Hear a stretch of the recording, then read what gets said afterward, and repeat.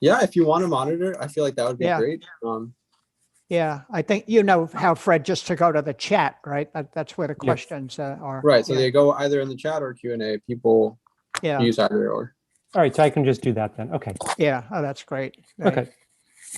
And also if there's something that's so ridiculously kind of present or important, like they can't hear me or something like that, you know, you'll probably see that on as a chat notice, and we can deal with that also.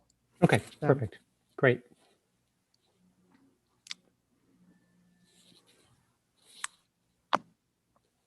That just today, there's a write-up about my book that went into the West Side Rag.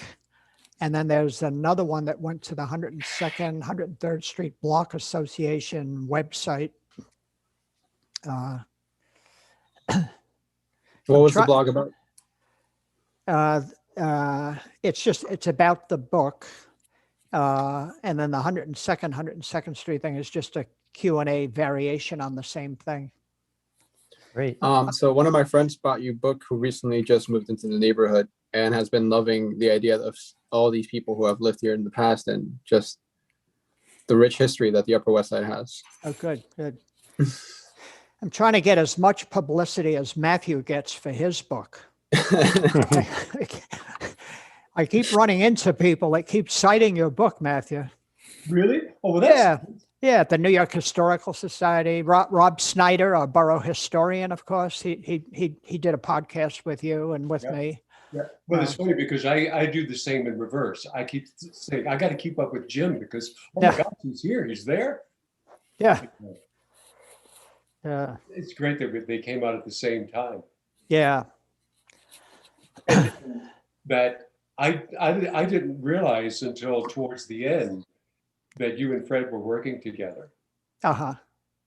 And I don't know if you knew that we were or not, but it was just sort of interesting that I realized we would. Well, I think it's when you came up to the Grinnell.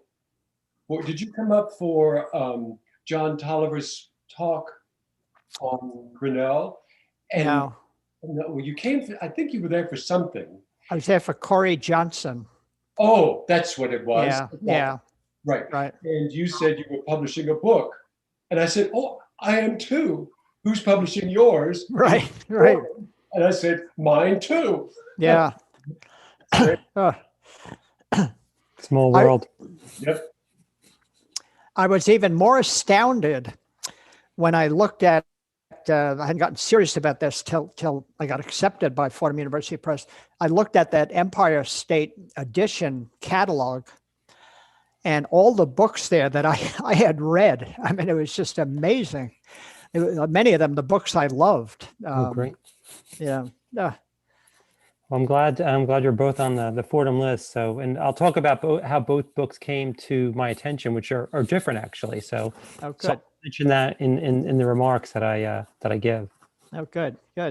So I assume that, and is it true, Michael? People are watching us right now. Yeah, I assume if you're watching us, you've gotten the gist that you're in the right place. This is our program for this evening. We'll probably start it in about 2 or 3 minutes. And it's a program about 2 first-time authors, Matthew Spady, who's in front of you, and myself, Jim Mackin, I'm in front of you.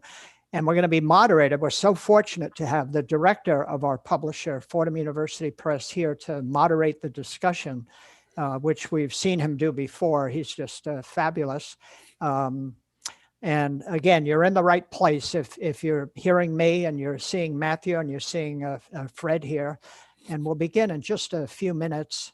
When we begin, I'll tell you about some really exciting programs we have coming up in the next 3 months. It's funny with this pandemic, things have changed and yet we've all adjusted.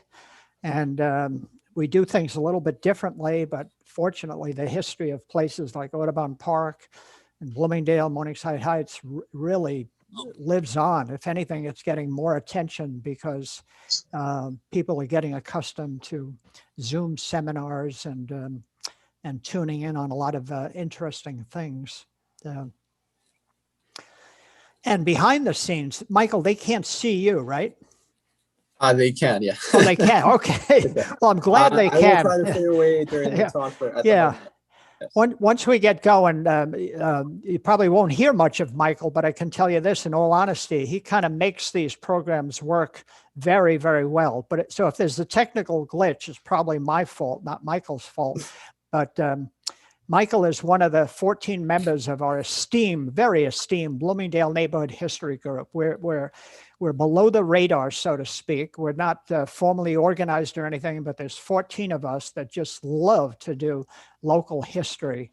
And we do it all the time. Every month we have a program.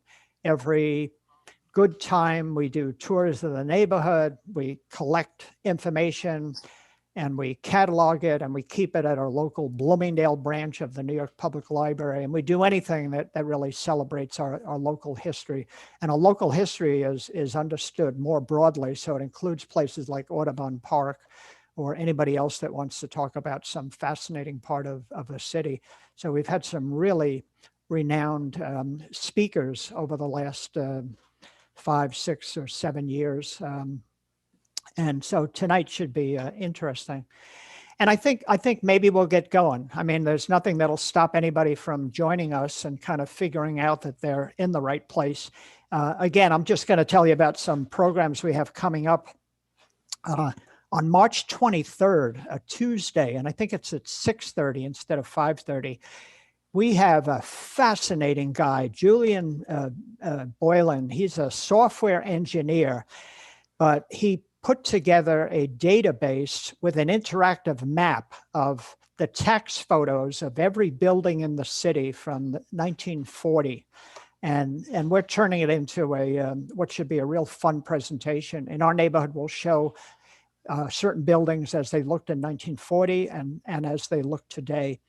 Then in April, we don't have a real hard date yet. It might be April 15th or 16th, but we're doing a program on Latin music in the neighborhood. You know, Bloomingdale and Morningside Heights is extremely diverse, and we have a whole bunch of interesting ethnic groups. And the Latino group has really flowered with its music over the years. So we're going to bring that to presentation. On May 4th, we have another superstar. We have Andrew Alpern. If you've read any of the books about New York City, luxury apartments or great apartments, or even the Dakota or holdouts, he's written 2 books on holdouts. We're going to have him talk about his latest book, which is about portals to famous buildings in New York City. So Andrew Alpern, that should be a real treat. And with no further ado, I'm going to turn tonight's program over to our moderator, Fred Knockbauer. Fred? Thanks, Jim. I'm delighted to be moderating this evening's Bloomingdale Neighborhood History group discussion. My name is Fred Knockbauer, and I'm the director of Fordham University Press. Jim and Matthew asked me to give an overview of Fordham's Empire State Edition's imprint and how their 2 books fit into the overall mission of the program. Before I came to Fordham, I was the marketing and sales director at NYU Press. And during that time, NYU distributed Fordham publications, and I had the opportunity to sell the Fordham list to buyers at the national accounts, including Barnes & Noble and Amazon. And I always got the best reception when pitching a New York City focused book. The buyer's eyes would light up when I would talk about a book, you know, whether it's exploring the subway or ferry boats or a specific neighborhood. So when I became the director of Fordham, I decided to create an imprint dedicated to the regional list to better market and brand these books so they stood out from our academic titles, which have a strong reputation in their respective scholarly disciplines. So the Empire State Edition imprint seeks to publish high quality books that highlight the diversity, vitality, and rich history of New York City. Books published under the imprint tend to be oriented towards a general interest audience, but scholarly content that reaches a wide audience are also part of the evolving collection. The books in the Empire State Edition's imprint often get reviewed in mainstream publications, enhancing our profile to a general audience. The focus on New York City also aligns with the mission of Fordham University. which promotes the slogan, "New York is my campus, Fordham is my school." Currently, we have 60 books published under the imprint and have developed a strong reputation. I'm now getting a steady stream of submissions, both over the transom from prospective authors and via literary agents representing potential authors. This is actually a nice segue into how Jim and Matthew's books came to my attention. I'll start with Jim. Jim sent me an email with a proposal attached, and in his pitch, he wrote, "Many have written about New York City's history, architecture, and institutions. My book takes a different approach. By looking at neighborhoods, notable residents, I give the reader a new perspective, a kaleidoscope history that reveals the richness of a neighborhood, the density of its talent, and the accomplishments of those who made it their home. The comprehensiveness of my book earns its place of importance in the field, and I believe will be of great use to other historians." On the Streets Where They Lived, which was his original title, he wrote, "Complements and supplements the offerings of your press. Similar to Walking New York, reflections of American writers from Walt Whitman to Teju Cole by Stephen Miller, my book is one that the reader can take with them as they explore the city and also peruse at home with great pleasure. Another of your authors, Sam Roberts, and I have a similar interest in finding a way to describe our city that hasn't been done before. His book, Only in New York, an exploration of the world's most fascinating, frustrating, and irrepressible city, matches mine in its serious scholarship and intriguing approach." So Jim expressed succinctly how his book fit with our list and even mentioned other authors' titles that tie into his content. It was well done and obviously caught my attention. Matthew's book, on the other hand, came to me via a literary agent, Malaga Baldi. In her email pitch, she wrote, in part, "With a colorful cast of characters drawn from the upper crust of 19th century New York City, Audubon Park revives a suburban enclave and a way of life that unfolded after the Audubon family's economic collapse, thrived for decades amid an expanding city, and then suddenly disappeared in the wake of rapid transit at the turn of the 20th century. At root, this is the story of a rural society evolving into an urban community, the story of people and their choices, how they reacted to family crisis and dysfunction, economic cycles, technological developments, and the seemingly innocuous occurrences that elicit personal reflection and change, of course." The agent grabbed my attention, so I asked for a full proposal. And so, the rest is history. They're published, they're out, and I'm so excited to have them on the Fordham list under the Empire State Editions. Both of these books are of interest to me personally. I lived for years on West 92nd Street and currently live in Washington Heights. And both of these books have been a success for Fordham University Press, including coverage in the New York Times and the New York Daily News. So I'd like to briefly introduce Jim and Matthew and then turn it over to them to discuss their experiences writing and publishing their books.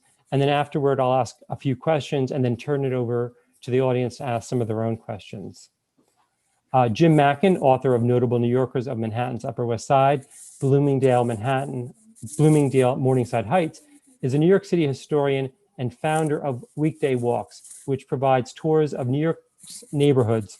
Jim is a co-leader of the Bloomingdale Neighborhood History Group and recipient of the Mayor's Award for Volunteer Service and the Morningside Heights Historic District Committee Award for contributions.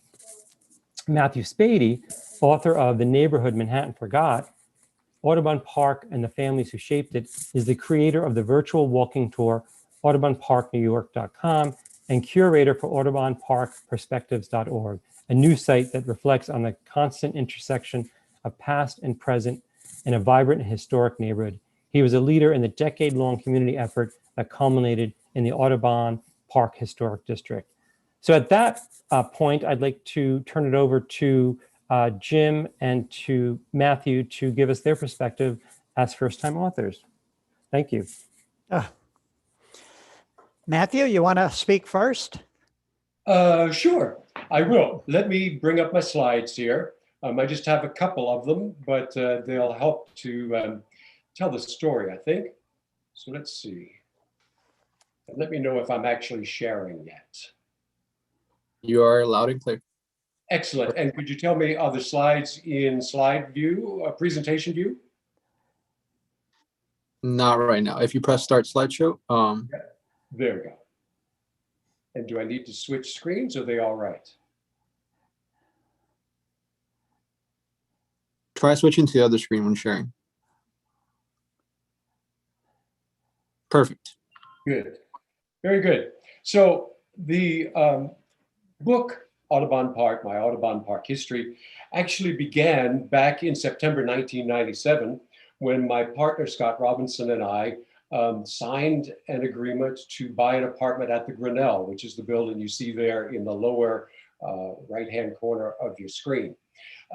Afterwards, as we were coming out of the building, Scott said very innocently, I wonder who or what Grinnell was or is.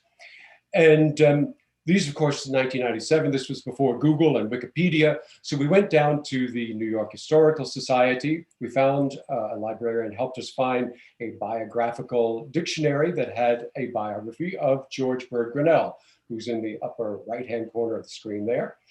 Grinnell had lived in this place called Audubon Park. And that's who the building was named after, not him, but his family. He had a relationship with the Audubon family, who were there in the lower left-hand part of the screen. That's John James Audubon, his wife Lucy, and below them, their sons John on the left and Victor on the right. So this became a bit of an interest to me, and I started just exploring it a little bit.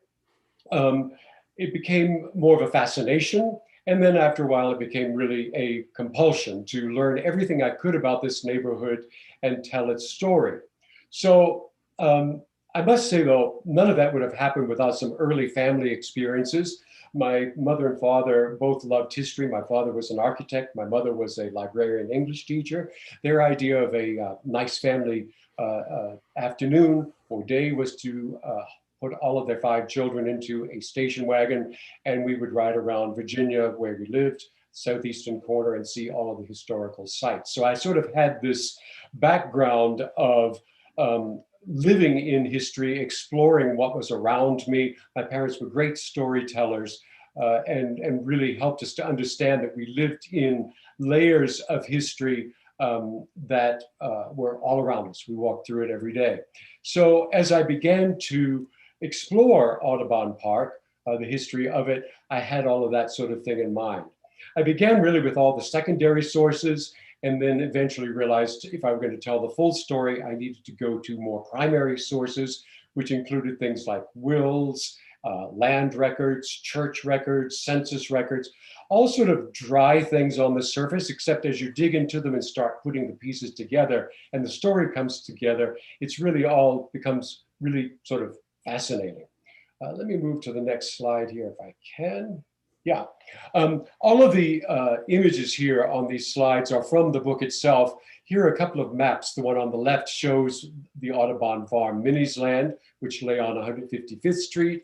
And then the one in the center shows Audubon Park, which evolved out of it. And there on the other side, you see a couple of images. The lower one is one of the houses that was in the suburban neighborhood known as Audubon Park. And the one above it is the Church of the Intercession in its second location at Broadway and 155th Street. So as I was working through all of this, I met a neighbor, John Esmond, who was working on historic district status for our neighborhood. I started contributing some history and research to his project, and I began to really focus then more, not just on everything having to do with Audubon Park and the Audubons and the Grinnells and all these other names, but on the journey that this piece of land had taken from farmland to cityscape, beginning back with the Lenape people who first inhabited it and used it as hunting grounds, up through the colonial settlers who moved on to Harlem Heights, and then on to the Audubons who carved a farm out of this wooded hillside, and then to the suburban neighborhood, Audubon Park, then at the turn of the 20th century to its urbanization with the museum complex that is there now and the apartment buildings, and then onward to contemporary times when we've gone back to the name Audubon Park in the Audubon Park Historic District. So let me just check my notes to see if I'm on track here. Right. One of the things that was interesting was that in the journey, and Jim, I'm sure this happened to you as well. In the beginning, I had to do a lot of legwork, go to places to find things. But around 2003, there was this explosion of information on the internet, which made life easier for me because all through this process, I've held down a 9-to-5 job. So the time that I had for this legwork was either weekends or taking vacation time, which didn't make me particularly popular on the home front. So with the explosion of the information on the internet, I could do much more research from the comfort of my own armchair online. As the years went on, more and more became available. So I was able to get access, for example, to correspondence among the Audubon family, or a diary that George Bird Grinnell's mother wrote. The other thing that happened along that time was that I said to my partner, this must have been about 2004, that I thought I might like to write a book about Audubon Park. And he said, really, do you think anyone would want to read it? Well, about 2 weeks later, when we were speaking again, he said, actually, let me rephrase that. I said, good idea. And he said, I think what you might want to do is build a website and see if people are interested in your topic. So that's what I did. I built a website, audubonparkny.com, which is a virtual walking tour of the neighborhood. And sure enough, it did generate some interest. Beyond that, though, and much more important than that, is that it also put me in touch with other researchers and with people whose ancestors had actually lived in Audubon Park and who were willing to share diaries, letters, photographs. Some of the most compelling images that are in the book actually came from those interactions with people I met through this website. So of course, all of this was really fun to me. Researching is really always interesting, and you sort of go down a rabbit hole with each particular topic. But sooner or later, if you're going to write a book, you have to actually sit down and do the writing, which I did. I wrote some short articles over the years. As I said, I developed this website, audubonparkny.com. I developed a blog to go along with it. But the writing a book was a little bit daunting to me, or putting together a book proposal, particularly because I was using a word processing program. Again, my partner Scott came to the rescue. He happened to see a program called Scrivener.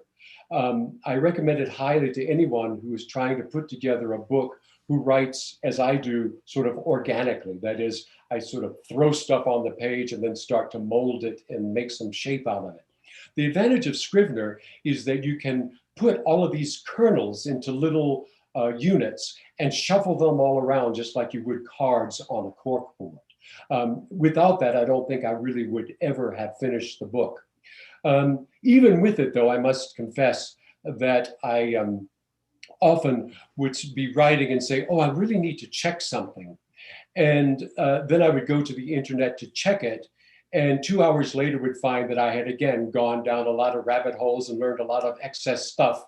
I think it was really just to prevent myself from writing. Of course, nothing really lights the fire under you to get down to writing quite as much as having your book proposal accepted and having an agreement. And we're going to talk more about that later. So I'm going to stop here. That's just a general overview of my journey from that first initial idea of who or what is Grinnell to ending up writing this book, The Neighborhood Manhattan Forgot. Thanks, Matthew. There's a question in the chat room. Where is Morris Trammell Mansion on the map? Oh, all right. On this particular map, it would be up here off the map. Let me go back one page. Yeah, here. So the mansion is up here at 161st Street, isn't it? I believe that's right, 161st.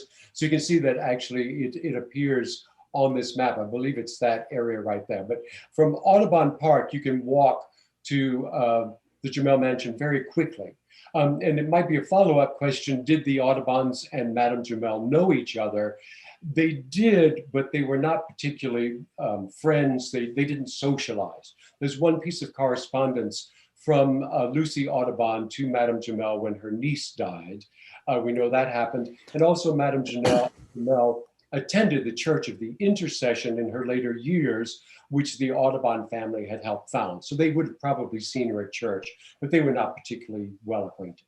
Great. And then one other question from your slides. Is Benjamin Harrison listed as the president of the U.S.? No, he isn't, but I believe he's a lineal descendant of the president. There was also another person, James Monroe, who lived in the neighborhood, who was also a lineal descendant of the president Monroe. And his property, actually, Fanwood, is where New York Presbyterian Hospital now sits. All right. Perfect. Great. And just one thing to you, Jim, at some point, if you can list all those upcoming events in the chat, if you have the opportunity to do so. Oh, sure. I think I'll write them down, Jim. So. Okay. Thanks, Michael. I'm going to try to share something quickly. Bear with me for a second.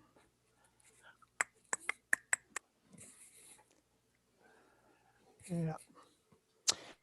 So my story is just a little bit different from Matthew, but of course we're both first-time authors, so this is a whole new experience for us. But basically everything I do is with my Bloomingdale Neighborhood History Group.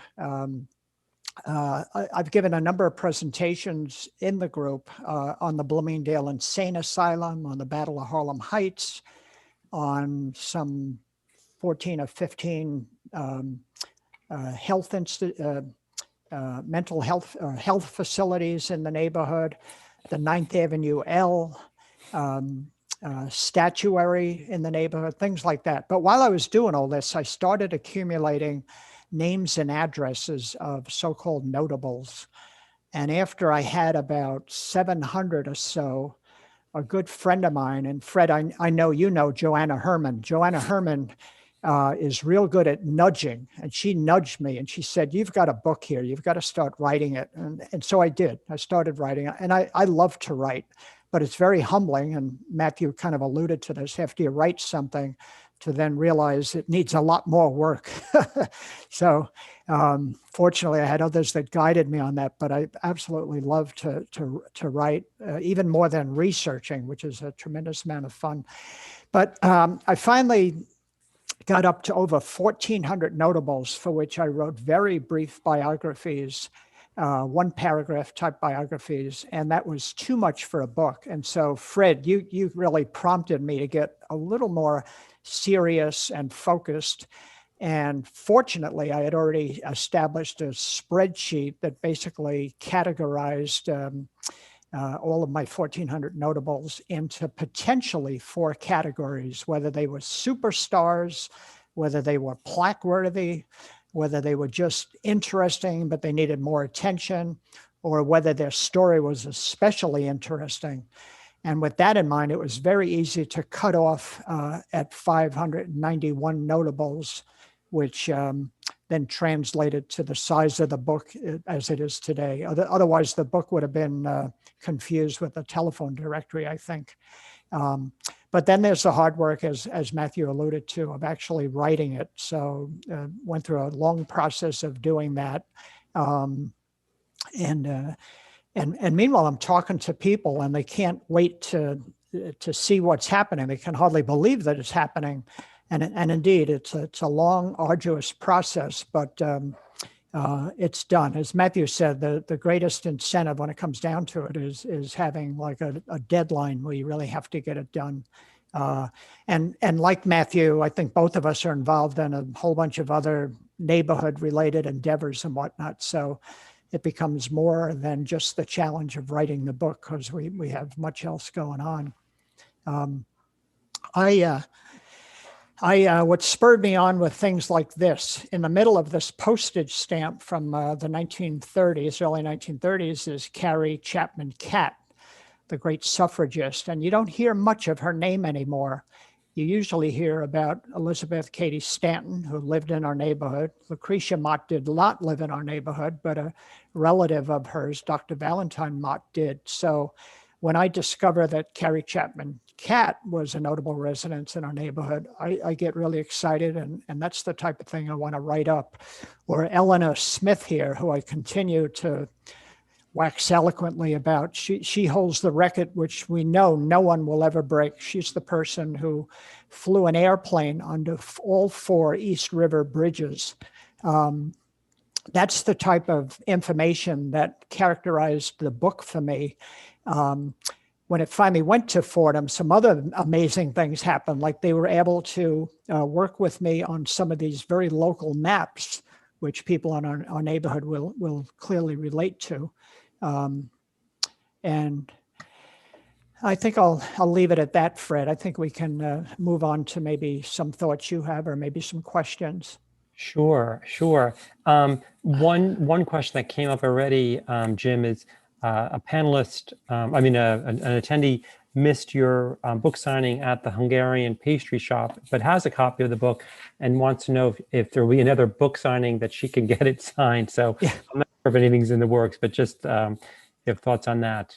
Yeah, as soon as we can have a Bloomingdale Neighborhood History Group presentation in person, we usually do it at the landmark building, the New York Hostel, International Hostel, then I'll bring a bunch of books and anybody can stop by.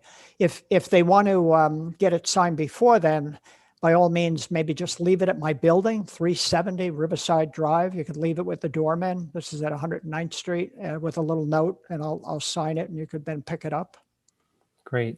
Thanks, Jim. Sure. So I'm going to ask some questions that I'll ask, and then we'll turn it over to the audience. And I'll try to keep an eye on the chat just in case something comes up while we're chatting. So you may have covered this a little bit in your presentations, but what was the most challenging part of writing your book? So why don't we'll start with you, Matthew. What was the most challenging part for you? The most challenging part, I think, really was just getting down and writing, because I really spent years researching, and every detail led to another detail, and I had all sorts of notes, newspaper articles, records, census records. I've made spreadsheets, all of this background information, and then it was just, how am I going to get this all together into one book? Or into a manuscript. And I also tend to be a very slow writer because, as I said earlier, I tend to throw stuff on the page and then mold it, which means that I probably edit every sentence, rewrite every sentence at least 10 times, if not more. And then finally, once I think I have something that's going to work, I'll listen to it. I play it back so I can hear how it sounds and whether the music of the prose works out or not. So yeah, the writing was the hardest part. Yeah. Great. And for me, it's kind of the same thing, just a variation. I write, I think, very naturally, and I love to write, but I know I need good editing. And fortunately, I had a wonderful copy editor, a woman named Kathy Bernard. And then at Fordham, I got some real professional editing. But for me, the challenge was to find my voice. I kind of knew in my head, but I hadn't translated it to writing style. I knew that I wanted to grab people's attention with kind of quirky or surprising thoughts that you wouldn't normally associate with someone. And, right. If I can jump back in for a second, that's a really good point, Jim. When I started writing, I think I was a bit daunted by the fact that I had chosen to write a history, and I've read so much history in my lifetime that I was trying to imitate all of these other people. And you're right, Jim, eventually you have to find your own voice, tell the story your way, because otherwise it's going to be stilted, it's going to be even more difficult to write. Right, exactly. And maybe this next question may tie in to this previous question, but what advice would you give to a first-time author of a history book?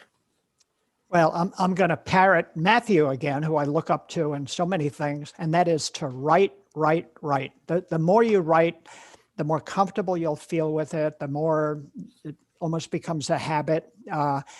And I think some other subtleties come into play. You begin to get a little more structured and organized in your own mind. It just really, it just makes sense. I'm sure the same thing, they advise artists, just keep drawing. People write, keep writing. And I think Matthew and I can only tell you from experience that when you start writing a lot, you just start to feel really comfortable. To this day, I still write a lot, and that's another story.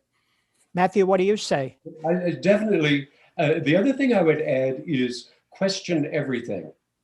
One of the most interesting parts of writing the history of Audubon Park is that so many of the ideas I started out with turned out to be not completely accurate, because a lot of what was written about Audubon Park was told through the lens of either John James Audubon or George Bird Grinnell, both of whom were very good at fashioning their own personal myth. And so digging deeper, I think one of the things was particularly getting to those primary resources like land records and census records and church records and like the minutes from the meetings, vestry meetings at the Church of the Intercession. All of that starts to flesh out the story, but you must really question everything. And as much as possible, always try to triangulate your facts so that you're not basing something just on one source, but you have various sources that you are relying on to back up what you're writing. Yeah. I'll just add to that. In my own experience, a number of people kept telling me that Carole King lived in a particular building on Riverside Drive, and I just couldn't pin it down, and I finally did. Nina Simone was another one, and just before it went to press, so to speak, I finally got the information that established that she was there. Madonna was another one. Madonna lived at 270 Riverside Drive. People kept talking about it, and I said, can't be. I mean, Madonna, although on the other hand, Madonna's probably lived in a number of places. But anyhow, I pinned that down also. So yeah, you got to keep checking and trust yourself. If you don't feel comfortable with something, that says something. Right. Excellent. Thank you. The next question I have is, how did you go about gathering your information, doing your research? Well, in my case, I started out with city directories. There's some old, and this is almost the turn of the last century, TOWs and the Blue Book directories. I would literally go address by address. And if I recognize the name as notable or they look potentially notable, then I would research and find out. After having done that, and that got me a lot of people, I then started searching obvious sources like newspaper obituaries. I read a lot. New York Society Library is almost my second home, and they just have an inordinate number of biographies, full book biographies, and typically full book biographies have addresses. So, but again, like Matthew said, so many internet sources, and again, by doing it a lot, you get very savvy at places to find stuff. Ancestry.com, obviously, telephone directories, censuses, etc. That was my source. It gets more than addictive in for what I was doing, what my book is doing. Definitely gets addictive. My journey was very similar. And city directories are a fabulous source of information. I began, as I was saying earlier, with having to do everything in legwork, and I'm sure, Jim, you did too. And so I would go to like the New York Historical Society where they had city directories and go through them, look at maps. You can learn a lot from a map and from the changes from one map to another. I actually did a lot of walking through a couple of cemeteries, Trinity Cemetery in Northern Manhattan. I learned a couple of things there that I wouldn't have learned anywhere else. One day I happened to be walking by a plot I had never noticed before. It belonged to the Burgoyne family. I said, wait a minute, there were Burgoynes who lived in Audubon Park. Then I noticed that one of them had been born in San Francisco at the same time that John Woodhouse Audubon had been there on his gold rush expedition. and realized here's a connection. And then with some further searching, realized that that is why that family had actually moved to Audubon Park, because of this relationship some 5 or 6 years earlier. So there are just all sorts of places that you can look for information. But again, now the internet, I mean, I don't know what I would do without a Google search or with Wikipedia. They may not be my last source of information, but they're very good for helping you find basic information that you can then use to further your own search. Right, exactly. Kind of like a launch pad, just getting it started. Right. And I don't know if there's anything more you want to add to the internet open. Did the internet open sources to you? I mean, you kind of touched on it. Is there anything more you wanted to add about how the internet changed the way you did research? Because I'm sure, you know, when you started, and maybe it's evolved from when you started to when you finished, and it was different. I don't know if you want to expand on that a little bit at all. Well, my experience, and this is specific with Ancestry.com, although there are comparable genealogical websites, more and more people are putting more information up there. And the people that run Ancestry.com, I think it's the Church of the Latter-day Saints, they continue to acquire records from different municipalities and states and churches and synagogues and whatnot. But what I've found is more and more people are putting their own family trees onto the site. And that enables, just as Matthew described, you to make these family connections, which are kind of key. I've discovered a few recently that are just absolutely surprising, but the critical possibility that made them even known to me is peering down into family trees and making these connections. There's all sorts of subtleties, I think, that go with maps, with genealogical information, even with newspaper articles. Matthew, I'm sure you've used some newspaper sources and you find errors there, but you also find some other subtleties that kind of help you go on to maybe the next rabbit hole that you're going to dive into. I've done that a few times. Definitely, all of the sources that you mentioned, newspapers in particular, I think are really great because even though they can have mistakes, they are usually of the period when something was happening. Right. So it's not through a filter of someone recalling what happened 50 years earlier. It's someone reporting what was happening at the day. Although there can be some interesting errors. Sometimes they might even be intentional. There was a moment in Audubon Park's history when the Grinnell family was trying to get Riverside Drive's path to cross the property, which it eventually did. That's why at 155th Street, you have that weird sort of circular path for Riverside Drive. And one of the members of the family, whose name was Newell Martin, was at a public meeting and almost got in a fist fight with someone else because this other guy was against the drive and he was for it. When it was reported in the papers the next day, it was reported in 3 different papers, but in all 3, rather than Newell Martin, he became Martin Newell. And I wondered if somebody had paid them off not to reveal who it was who had actually done the application. I wouldn't be surprised. I mean, another thing, see if you could relate to this. I know when I got into Grant's tomb quite a bit, the newspapers would report crowds of like more than 1 million. Well, I don't think there were 1 million people in New York City at the time. Or we had a case of a famous gangster who got surrounded in an apartment building on 102nd Street. And they said there were like 100 FBI agents surrounding the building. And I suspect that's wrong. But that at least gives you a sense of, the import of what happened at the time. Right. The other source that I think is really, really helpful is Google Books, because more and more books are being put online, and they are often things that are hard to find, or you might not even be able to get a copy. And also because they're searchable, sometimes if you put in 2 different search terms with the "and" between them, you can come up with connections, again, that you never would have found before. Another sort of odd place that was very helpful to me was eBay, because I had certain alerts set up for Audubon Park or the Audubon's Carmensville, whatever. And no, I'll give you one example. I found a booklet which was printed at the Deaf and Dumb Asylum, which used to be where Columbia Hospital, New York Presbyterian is now, which was a sermon delivered in July of 1877 by the minister at the Presbyterian Church, which was Washington Heights Presbyterian, which is now North Presbyterian. And it included a whole history of the church up to that time with all sorts of names of people who were in Audubon Park.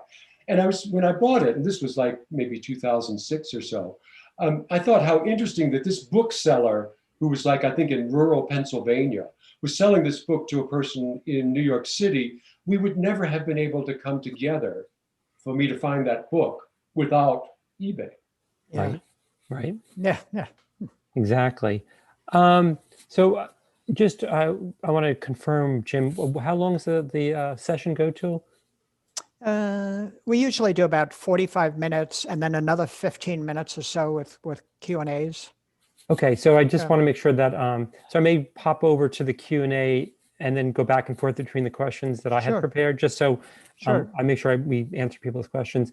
This is a little bit specific, but is there going to be an online companion to your wonderful book for those who purchase? I would love to have a mobile version where I could look up people while walking the street. Hey, Siri, ask me, Jim Mackin lived nearby, and of course you could keep it updated. The famous Jim Mackin lived here, ...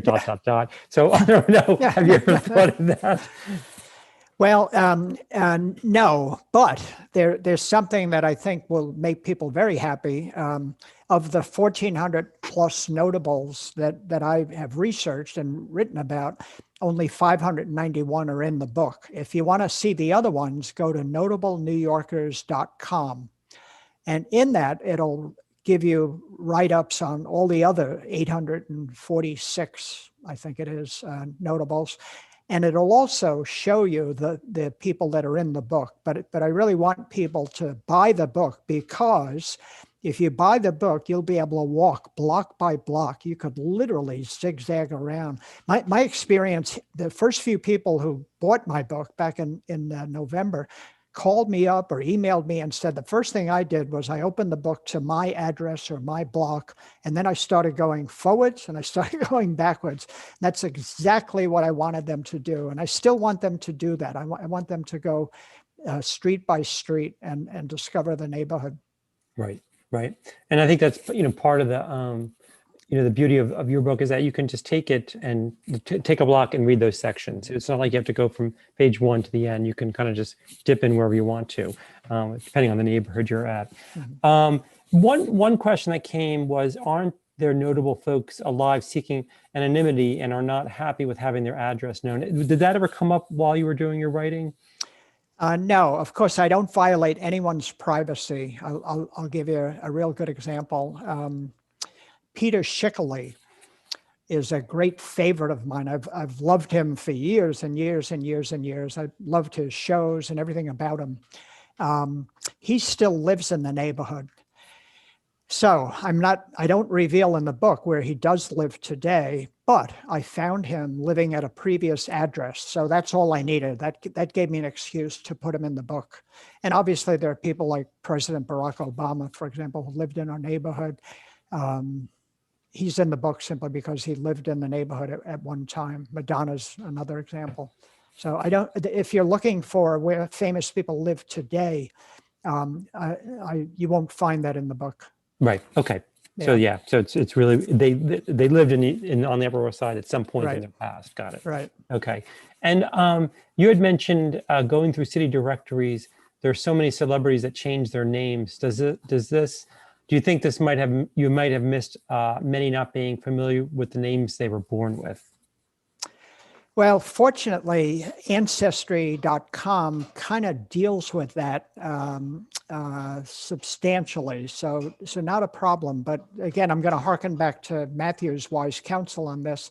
It's helpful to know like maiden names, even other family names, because we as researchers just get very adept at making those connections. But So I don't think I miss many people. Having said that, I still discover famous people that live in the neighborhood that didn't make it into the book. And so those will be on the website or maybe in a second volume. Right. But yeah.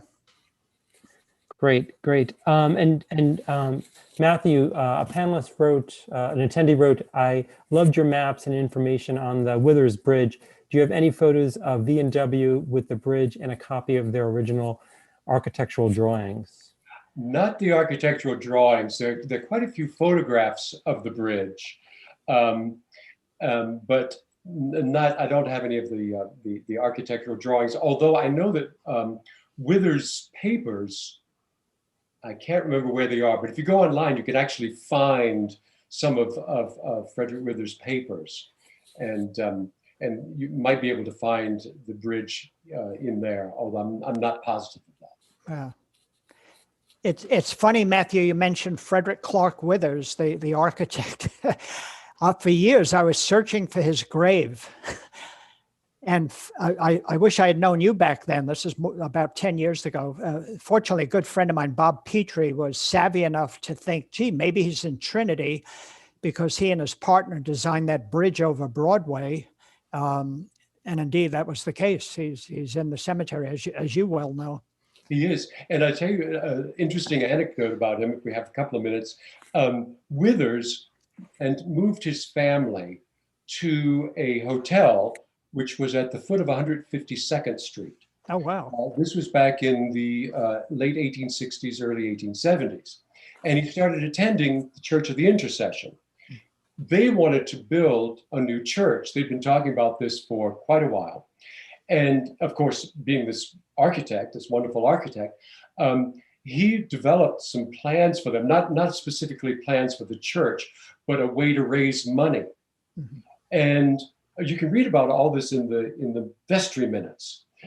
And then something seems to have happened, probably that they chose another architect, because all of a sudden he resigned from the vestry, mm-hmm. and this fellow named Rembrandt Lockwood ended up doing the church instead. But then Withers, sort of as a I guess consolation prize, designed the stable for the Grinnell family that was in Audubon Park. So we got something out of it. Just wow. Wow. So that's, yeah. So I'm going to move over to another question that I had. You know, this is always a big issue with book publishers, is the book length, you know, how long the book is. And I know, Jim, you know, when you first pitched the book, you know, I had some concerns about the length, and then, you know, you went about cutting it, which is great, just to make it, you know, more palatable for the reader, and also, you know, for the publisher to price it and package it and make it affordable. So that was good. So did you leave out anything, and this goes to you both, Jim and Matthew, did you leave anything out and what was your favorite thing that didn't make the final cut? Well, in my case, I sleep well at night knowing that I made an appropriate cut. But many months after, I discovered a few people that lived in the neighborhood. One I would have loved to have gotten in was Milt Gabler.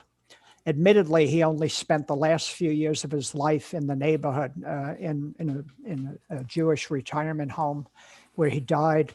But he's the uncle of Billy Crystal, the comedian, but he's more famous as what they call an A&R man for Decca Records. And he actually produced the Billie Holiday classic song. I mean, books that could be written about it. Strange Fruit, which is a metaphor for lynchings that went on in 1939 when she recorded that song. He also produced the first rock and roll record by many estimations, Rock Around the Clock, in 1954. Rock and roll historians will quibble with me about earlier records, but in 1954, in a studio on West 70th Street, Milt Gabler produced Bill Haley and the Comets' Rock Around the Clock. So I didn't discover him till way after even the book was published. Okay. Wow. I'd say that I didn't really leave out anything essential to the overall narrative. But there were lots of little sort of side issues that all fascinated me that I realized sort of interrupted the narrative. And the one that was my favorite has to do with the movie Life with Father, which is probably where most people have heard the name Audubon Park, because as part of the plot element, Mr. Day, the elder Clarence Day, was not baptized. His wife is trying to get him baptized, and she hears about this church up in Audubon Park, and she says, "Oh, that's perfect. We don't know a soul up there," so she could take her own husband and get him baptized. What's interesting is that one day in a cemetery, up in Woodlawn Cemetery, I was walking around and I saw the Day plot. And I took some pictures of it and I wanted to remember it. And so I just aimed down and took one of the footstones. And when I got home, I looked at it and it was Lavinia Day's footstone. And her middle name was Stockwell. I said, well, that's interesting. There was a family of Stockwells who lived in Audubon Park. And sure enough, her brother lived in Audubon Park.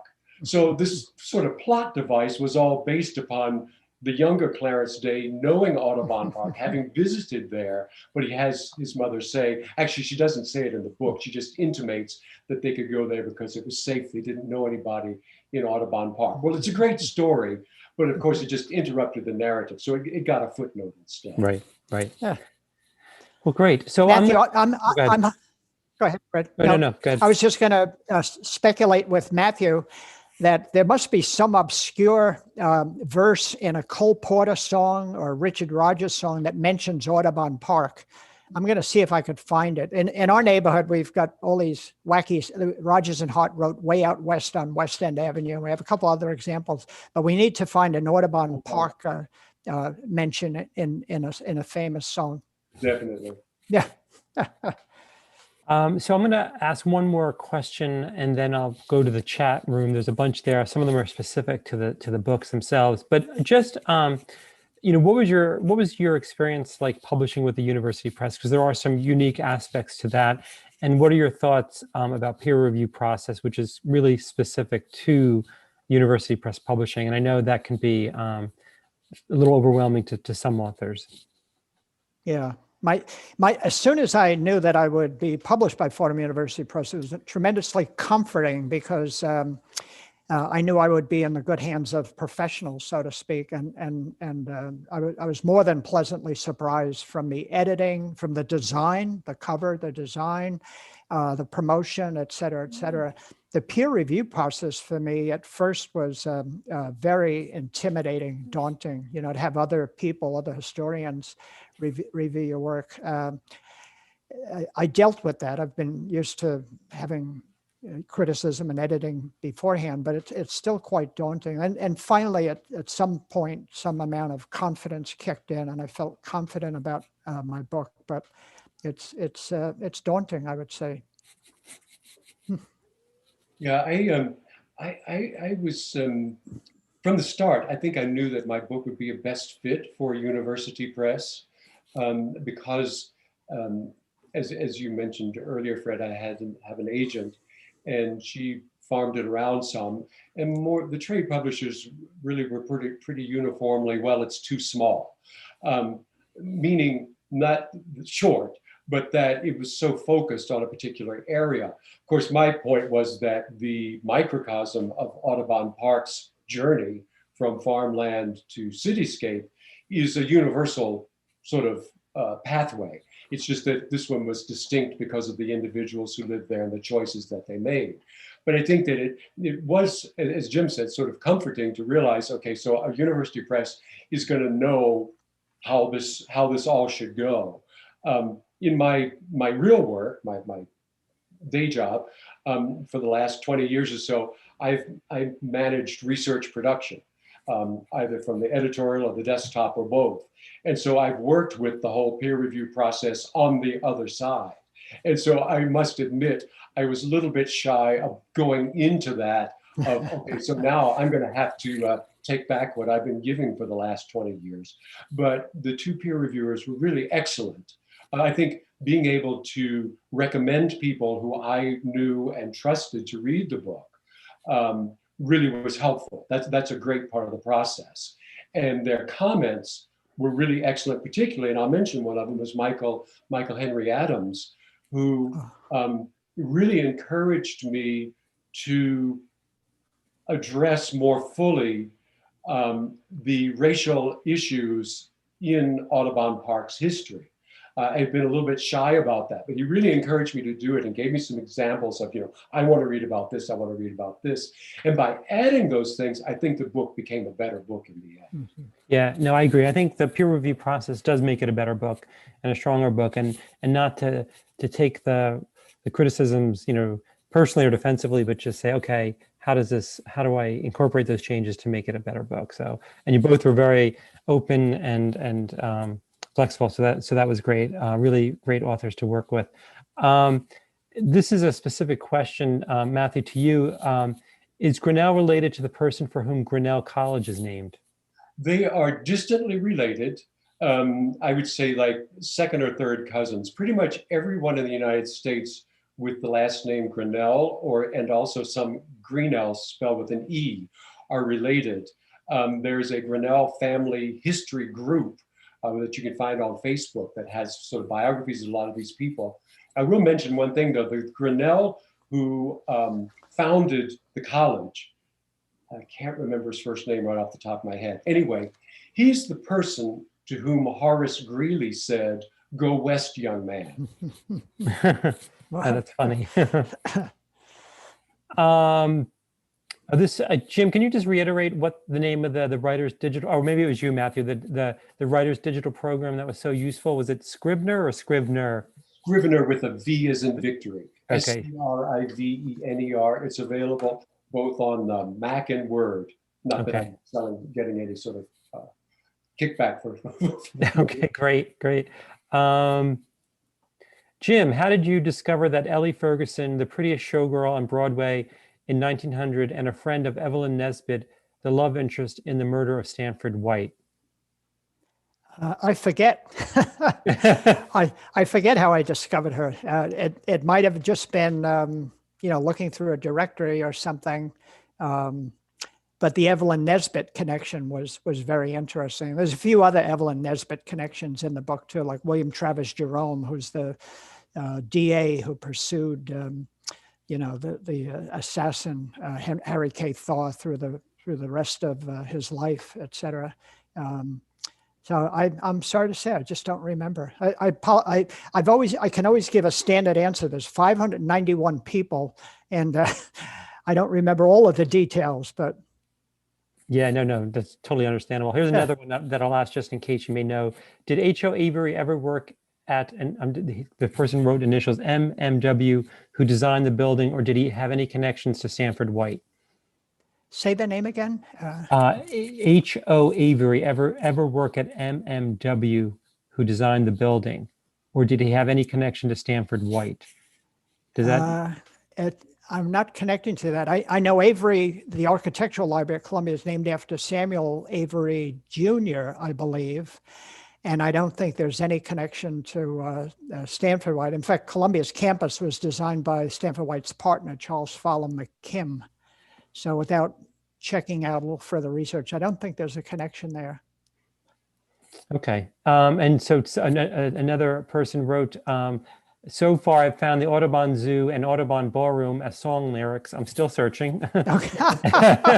And Randy Newman, Land of Dreams, Mama used to take me to the Audubon Park. So that's all right. So we're getting some song lyrics there. Yeah. We're at the 6:30 time, so I'm not sure.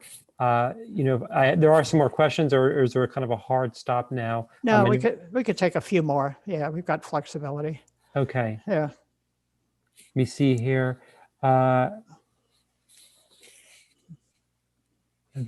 that. Let me see. I'm just going through the questions here.